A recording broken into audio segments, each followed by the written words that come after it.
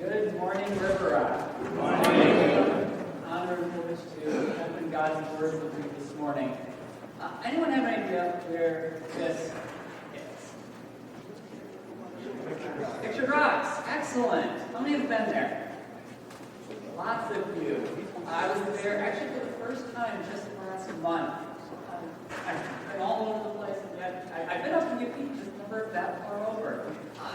Had a beautiful day, one of the days that we were there, hiking around, walking several miles along the coast. My brother and I hiked 14 miles one day along the coast and inland as well, over the course of about 7 hours. That's a lot of hiking. I enjoy hiking. Going on vacation, to be able to get out in the beauty of God's creation, and just bask in it and just hit the trails and see all the beauty around me. Typically, for my good exercise at home, I'm out walking through my neighborhood, maybe 30, 45 minutes. But 7 hours, logistically, is a little different. I don't carry a whole lot with me when I'm out walking my neighborhood. Got my phone, got my earbuds in, listen to a podcast, and off I go. 7 hours, 14 miles. I need to take a few things with me. First off, I need some water. I need to stay hydrated. Going through a lot of water doing it. Next, I need to pack along some food. It's good to have some snacks, get some calories in there. We pack a lunch here long enough. And in order to accomplish that, and whatever else is needed, I bring along my trusty backpack. And I don't know about you, but there's something satisfying, for me anyways, about hitting a trail. I've got a nice number of things loaded up in my pack, things that I need for the day, and I'm off. I got this weight on me, but it's a good weight. It's a weight that I enjoy carrying.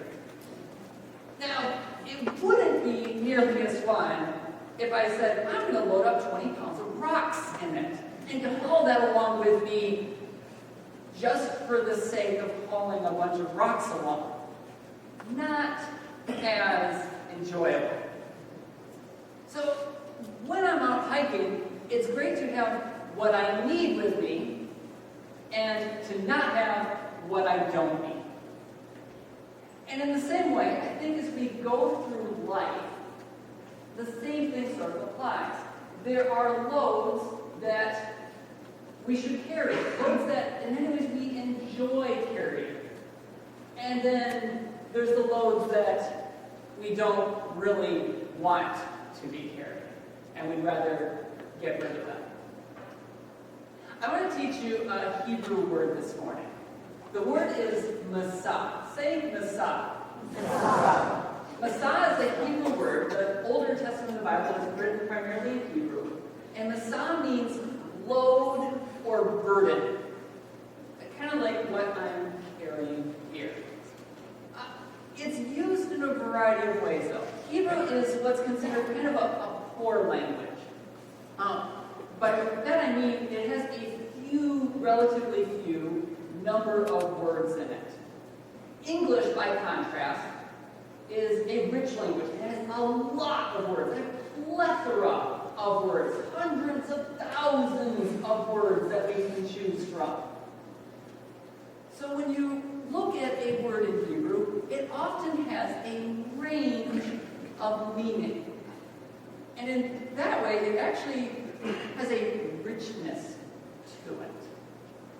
So what I want to do is look at this word, massa, and some of the ways that it's used. And some of them will be clear, and some of them might be a little surprising. And use that to try to ask, well, what is it that we should be carrying? What does that look like? Example number 1, 2 Kings 5:17. This is a story about this guy, a prophet named Elisha, and this guy named Naaman. And Naaman was a foreigner that Elisha had just healed. And it says, then Naaman said, after the healing, they're talking, he says, if not, please let there be given to your servant 2 mule loads of earth. For from now on your servant will not offer burnt offering or sacrifice to any god but the Lord. So Naaman has been healed, and as he's going back home, he wants to take a load of dirt with him. That this land that God is from, I want to take some of it back with me and be able to worship God essentially on his territory, on his soil back home. Give me a load of dirt that 2 mules can haul. The word load there is massa, a physical load, something that the amount that 2 mules could haul. Pretty simple. Next example. This is Moses speaking. They're in the wilderness. It starts out in Egypt. God brings his people out of Egypt. They're on the way to the land of Canaan, this land of promise. And in the middle of this, Moses is their leader, and he says this at one point. Moses said to the Lord, "Why have you dealt ill with your servant? And why have I not found favor in your sight that you laid the burden of all this people on me?" I think Moses is having a bad day. This people is a burden I cannot hold up any longer. A metaphorical burden. Or let's try this example. 1 Chronicles 15:27. Fast forwarding ahead, David is the king of Israel. He's got a new capital in Jerusalem. And he's going to bring the Ark of the Covenant to Jerusalem. And it says this: David was clothed with a robe of fine linen, as also were all the Levites who were carrying the ark. So the word massa, it's the noun form of a verb which means to carry. So a massa is a thing that is carried, essentially. So we're getting the verb form here. So they are carrying the ark. And the singers and Hananiah, the leader of the music of the singers, and David wore a linen ephod. The word music there, the leader of the music of the singers, the word music is massa. I guess you could say they're carrying a tune.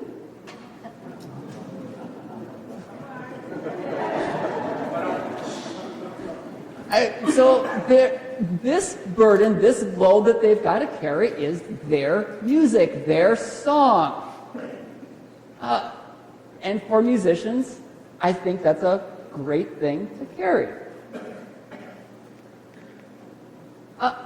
Another example here, a pair of examples, using the same translation then in them. Isaiah 14:28. In the year that King Ahaz died came this oracle. Or Habakkuk 1:1, the oracle that Habakkuk the prophet saw. And the word oracle in each of those passages is the word massa. Oracle. What is an oracle? Well, for that, we got to go to the Greco-Roman world to try to get at a little bit of the meaning of this word. There's kind of a 3-part piece to what the word oracle can refer to. One, an oracle can be a place that you go to. At that place, you meet with a person. That person is called the oracle. And then that person has a pronouncement, a message that they're going to give, and that message is called an oracle. So I go to the oracle to meet with the oracle who gives me an oracle. Simple as that. Nice way to overload terms. So if you look at it in terms of the way the prophets were using it there, the way that's translated, it's getting to that pronouncement. And it's not just any sort of announcement that's made. The point is, it's an announcement by a God, a message from a God. Can you think of a place, have any of you heard of a famous oracle place in the ancient world? Delphi, yes. If you go here, this is one picture from Delphi, or as I was told, Delphi in Greek. Delphi, potato, this in the center is the temple to Apollo at Delphi. People would come from all over, hundreds, if not 1,000 miles away to Delphi because they wanted to come to the temple of Apollo to meet with the oracle there. Because Apollo had insider information. Apollo could tell you something about the future. So you go there, Oracle, I have a request. I've got this business venture. Here's the things that are going on. Should I venture into this business? They come back and eventually you get an answer. If you do all these things, then you will be successful. Great! And go off and conduct the business. This isn't just regular people who are just regular superstitious people. I mean, you've got anyone from the bottom to the top of society. Kings are coming here, and governors, and these important decisions are being made by what the oracle declares. This is just the most famous of the ancient world. There were others as well. And why did they come here? They wanted to hear the very words of Apollo. But what about us? When God speaks there, and we translate the word as oracle, don't we have the very words of God? People would come hundreds of miles, the effort they would go through to hear from Apollo, and it wasn't even the real deal. This went on for hundreds of years. Something, we could say that they didn't know what they were talking about, but something was going right for people to believe that this had some legitimacy, that there was something wise they could learn from it. But it wasn't even the real deal. We have the very words of God.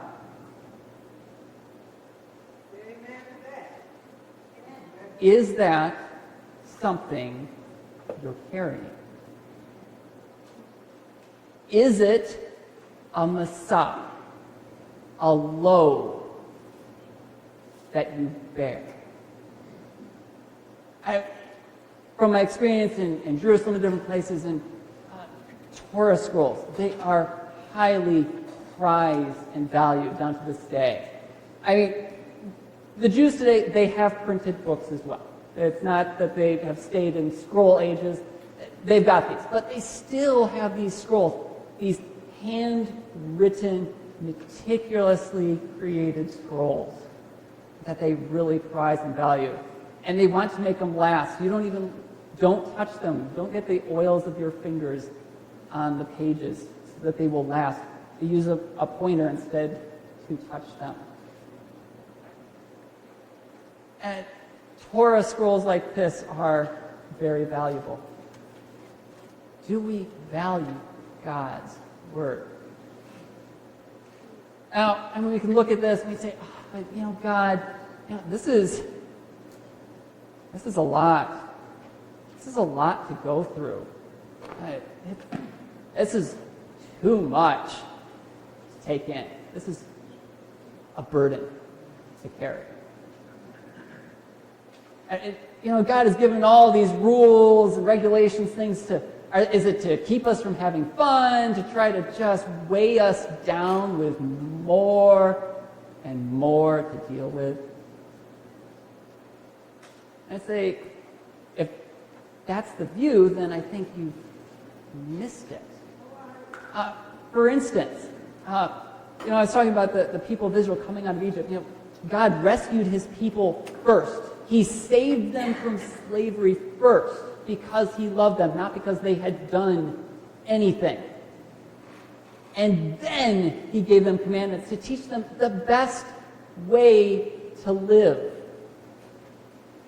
And look at the way 1 John 5:3 says, for this is the love of God, that we keep his commandments. And his commandments are not burdensome. The way God has shown his love for us. He showed his love for the people of Israel by bringing them out of Egypt, from rescuing them, redeeming them. He's shown his love to us by his death on the cross. The forgiveness he has poured out, the salvation he has given to us. He says, this is how you demonstrate your love back to me, by obeying me. And it's not that he's trying to weigh you down with a great burden. He's trying to give us life. Yes.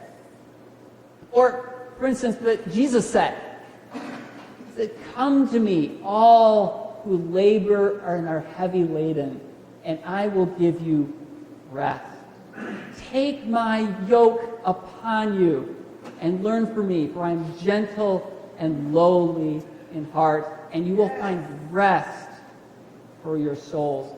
For my yoke is easy and my burden is light. Amen. The rabbis used the word yoke to talk about the commands of Torah, of taking on the yoke of the kingdom of heaven. And Jesus says, take on my yoke. Take on my burden. Yes, there is something that you will need to load around. There is something you need to carry, but it's light.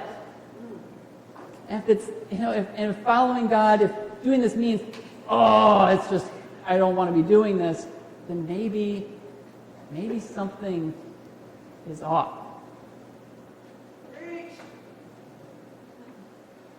I've been talking about the Israelites wandering through the wilderness. There's actually a festival each year that commemorates this.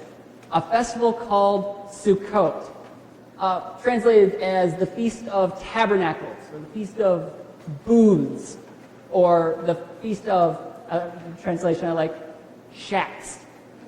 Tents kind of gets into it, but shacks, I kind of like that. Here's just one example that I saw in Israel. This festival actually starts tonight. It goes on for a week. And remembers the people of Israel as they lived in tents in the wilderness. And at the end of this festival, a modern celebration, is a day called Simchat Torah, which means the rejoicing of the Torah, the rejoicing of God's law, God's instruction. And it's at this day that all the Torah Scrolls are brought out.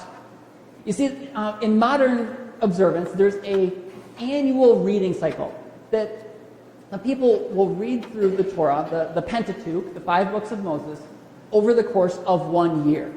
And it's on this day, it'll be in about a week, where the scrolls are rewound. This is the loop day. This is where it goes from the end of Deuteronomy, and they rewind the scrolls back to the beginning of Genesis. And it's a day of celebration. It's a day of singing, of rejoicing.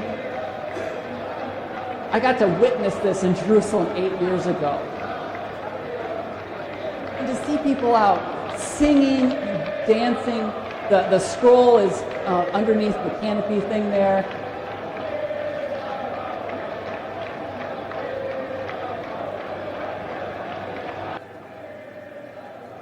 When was the last time that you saw people singing and dancing and rejoicing because they had a Bible? Because God's Word is with us. Is that something to celebrate? Or is it just a burden? Because there is an alternative. You don't, you don't have to carry this. It's your choice. You can let it be and say, that's more than I want to carry. I will just let it go. There was another prophet, actually, in the Bible that we could learn from. A prophet by the name of Balaam. A little bit of context. You can find this story in Numbers 22 through 24. I don't have time to read through the whole thing. I would highly encourage you to read it on your own, maybe in your small group, and talk about it. But the Israelites, they're wandering through the wilderness. They've reached their last stopping point before they enter the land of Canaan, before they cross the Jordan River. They've just conquered a couple of kings, and King Balak, the king of Moab, is right next door. And he's worried that he might be next. Because he knows that these other kings were more powerful than he was. And now Israel's just defeated them. Now what he doesn't know is God has told Israel, don't touch them. That is their territory. But he doesn't know that. So he's like, well, how can I deal with this menace? I got an idea. There's a prophet by the name of Balaam who's got a reputation. And so he sends a message to Balaam. Balaam, I've heard of you, and I know that those who you bless are blessed, and those who you curse are cursed. So what I want you to do is, could you place a curse on this people so that I can defeat them in battle? Oh, and by the way, I'll pay you a lot of money to do it. And so Balaam comes. And to make a long story short, after an encounter with an angel and his donkey talking, very, very strange story, read it. He gets to Balak. And Balak is glad that he's finally there, and he's like, Balak, I just got to warn you a little something, in order for this whole thing to work, I need the God that I'm speaking with and dealing with to basically be agreeing with me. So I can only do as much as this God will let me do. Balaam, you're a pro at this. You got this. We got it. Let's go. Okay? And he proceeds to go to the people and blesses them again and again. And Balak says, that's not what I hired you to do. You're not getting paid. And he actually gives basically 7 prophecies. I just want to look at just one of them as an example. This is actually the third one. So Numbers 24, starting verse 2. And Balaam lifted up his eyes and saw Israel camping tribe by tribe. And the Spirit of God came upon him, and he took up his discourse and said, the oracle of Balaam, the son of Beor, the oracle of the man whose eye is opened, the oracle of him who hears the words of God, who sees the vision of the Almighty, falling down with his eyes uncovered. And he goes on very humbly from there. The oracle of Balaam, the oracle of the man, the oracle. The oracle is the word na'um, which means utterance, pronouncement, prophecy. It's not massa. That's interesting. But there's another word, the beginning of verse 3. And he took up his discourse. And said, that phrase, and he took up his discourse and said, is repeated 7 times. It's repeated every single time before each of the 7 prophecies. The exact same Hebrew phrase, whether your English does that or not. And he lifted up, it's that verb, to lift, he lifted up his mashal, which is generally translated as proverb or parable.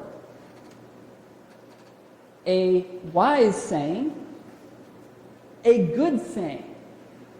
He's got some great words from God, but he's lifting them up and dropping them. These words have no impact on Balaam's life. He's interested in getting paid. He's not particularly interested in what God has to say. And you look at it and it's like, this story, Balaam is like talking with God. And he's like audibly hearing from God. God is speaking words through him. And it makes absolutely no difference.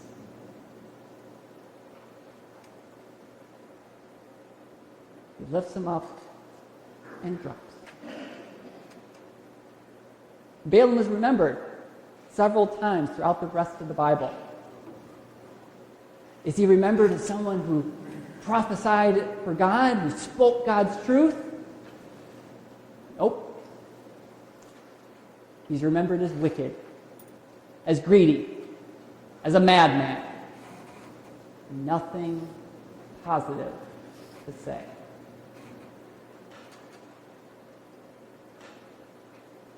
So what about you? What about us? Are you carrying God's word? What are you carrying?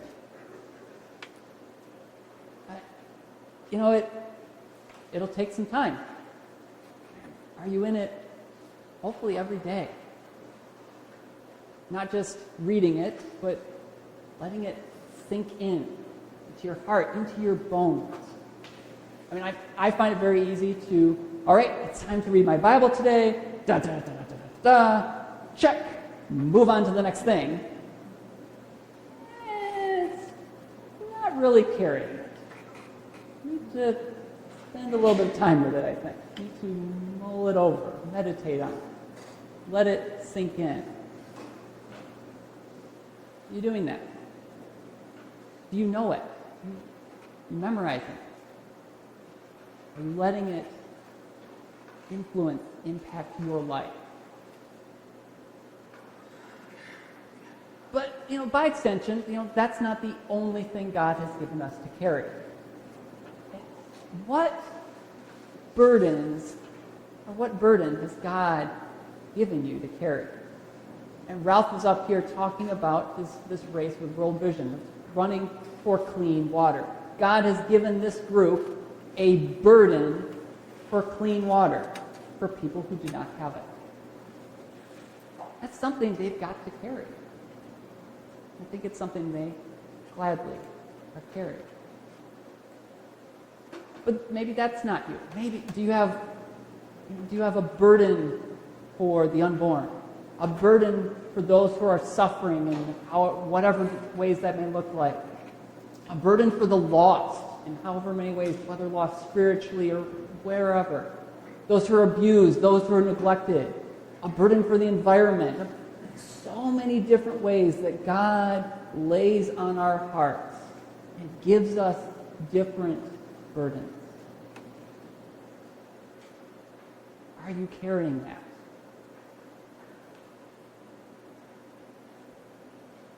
And by extension, you think about what should you be carrying and what shouldn't you be carrying? Is there something you need to let go of? Something that you need to drop? Or maybe it's not something that you want to be carrying. Some disease or some other problem that's like, I would love to drop this, but I can't. It's just something that's been placed on me. Galatians says, carry each other's burdens. Is there someone you see that you need to walk alongside with and help lift some of that burden from their shoulders? What will you carry? Pray with me.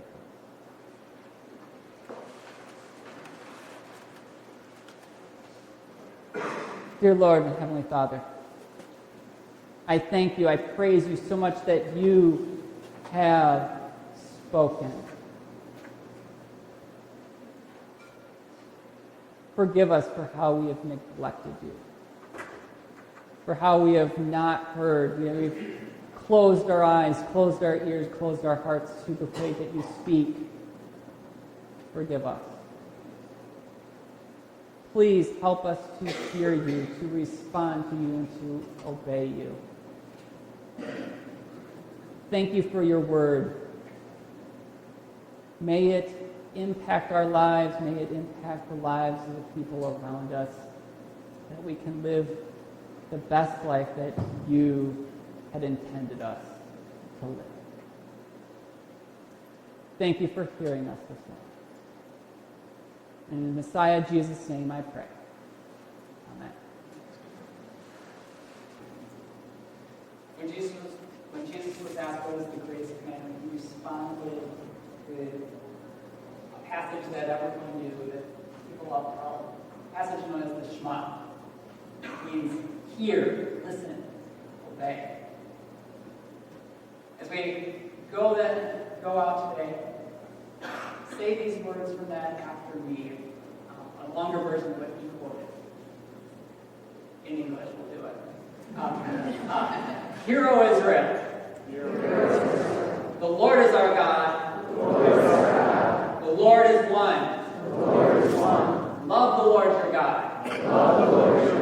With all your heart. With all your soul. With all your might.